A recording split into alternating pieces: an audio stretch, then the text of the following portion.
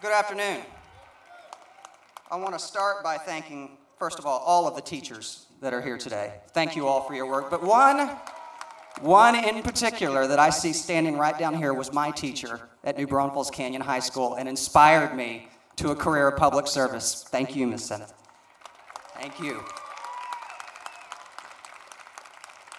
When I was asked to be here today, thank you, Alan and Deneen, for asking me to be here today. It was a no-brainer for me because I am proud to be a product of the Texas public school system. And I'm even prouder to be the parent of 2 graduates of the Texas public school system. I see the strength in our schools. I see it most recently as this week when we found out that our 8th grade students beat the nation in math and science, beat the rest of the nation on the National Assessment of Education Progress. I see it in our graduation rates. Now that all states are honestly reporting, we're in the top 5 in the country in terms of our graduation rates. And I see it in the strength of our schools after the unfortunate events in Louisiana with Katrina and taking in nearly 50,000 students and serving them so well that within 3 years, those students who were 3 and 4 years behind their Texas colleagues had either caught up or exceeded their Texas cohort. That's progress.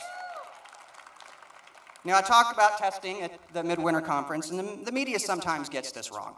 Look, as long as there are schools, there will be tests, but they don't need to be the end-all, be-all of our public school existence. And yes, we need an accountability system that informs our parents, but not one used like a mean-spirited kid holding a magnifying glass, seeing how many fires they can start or how many ants they can fry before they finally get caught. The real reason I spoke out is I saw the system spinning out of control, and I looked at raising standards while cutting funding as potentially violating the spirit of the Edgewood decisions. And I want to thank the Edgewood ISD for being here. And I looked at cutting the funding for interventions for students who had failed the test and being able to give them interventions or remediation before they subsequently took the test. Put us at risk of a GI Forum type lawsuit in the future. So I looked at that. And I also look at this flyer that I was handed today, and this is fascinating to me.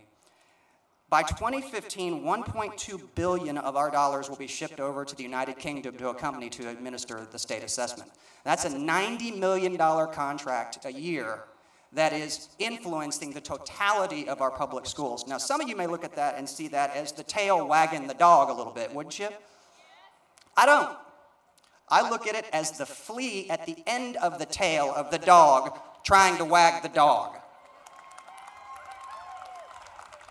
We have increased the cost and the consequences at a time that we have cut funding. And I look at the education reform movement, and I had to turn in my reformer card because I looked at it as a flea circus. They are selling 2 ideas, and 2 ideas only. Number 1, your schools are failing, and number 2, if you give us billions of dollars, we can convince you the first thing we just told you. They cannot be allowed to succeed in that fallacy.